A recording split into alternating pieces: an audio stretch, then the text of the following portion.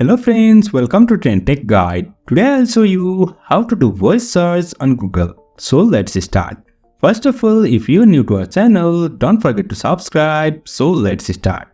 First of all, you can see I'm here in my phone. Now to do voice search on Google, first of all open your Google app. You can see here's my Google app. I'll tap on this and you'll find this interface. Over here you can see here is icon of microphone. Just tap on this and you can search anything over here.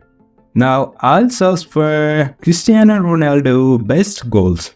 You can see here's different results which I searched using voice command. Again, if you want to search more, just tap on this microphone and search what you want. You can see this is the result which I am recently talking. So in this way we can do voice search on Google. If you find this helpful, don't forget to subscribe. Have a good time.